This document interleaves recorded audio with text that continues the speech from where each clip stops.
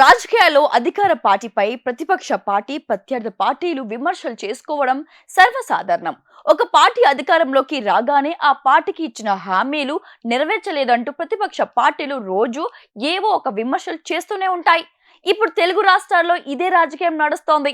అయితే ఆంధ్రప్రదేశ్ రాజకీయాల్లో మాత్రం రోజుకు ఏదో ఒక ఆసక్తికర పరిణామం చోటు చేసుకుంటూ ఉంటుంది.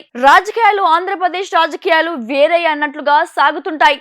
ఇప్పుడు మ్యాటర్ ఏంటంటే, ధర్మవరం మాజీ ఎమ్మెల్యే కేతిరెడ్డి వెంకట్రామరెడ్డి వైఎస్ఆర్ కాంగ్రెస్ లో ఉంటూ తెలుగుదేశం కూటమి ప్రభుత్వం గురించి పాజిటివ్ గా మాట్లాడడం.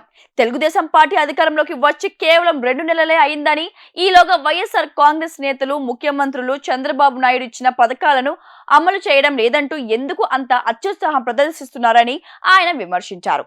ఏ ప్రభుత్వానికైనా కాస్త సమయం ఇచ్చి అప్పుడు విమర్శలు రాజకీయాలు చేస్తే బాగుంటుందని ఆయన అభిప్రాయపడ్డారు. గతంలో కూడా ఎన్నికల్లో వైఎస్ఆర్ కాంగ్రెస్ ఓడిపోవడానికి ప్రధాన కారణం అధికారంలో ఉన్నప్పుడు వైఎస్ జగన్మోహన్ రెడ్డి తన లాంటి ఎందరో ఎమ్మెల్యేలకు కనీసం అపాయింట్మెంట్ కూడా ఇవ్వలేకపోవడమే అని, అదే ఇప్పుడు కొంప ముంచిందని డైరెక్ట్ గానే అనేశారు. దాంతో కేతిరెడ్డి చూపు తెలుగుదేశం కూటమి ప్రభుత్వాలపై మల్లుతోందా అనే చర్చ వైఎస్ఆర్ కాంగ్రెస్ పార్టీలో మొదలైంది. అసలు కేతిరెడ్డి మన పార్టీలో ఉన్నాడా లేక కూటమిలో ఉన్నాడా అనేలా ఆయన వ్యాఖ్యలు ఉన్నాయంటూ నేతలు అంతర్గతం చర్చలు చేసుకుంటున్నారు. Modern businesses pose several challenges and it is imperative that I'm ready to face them.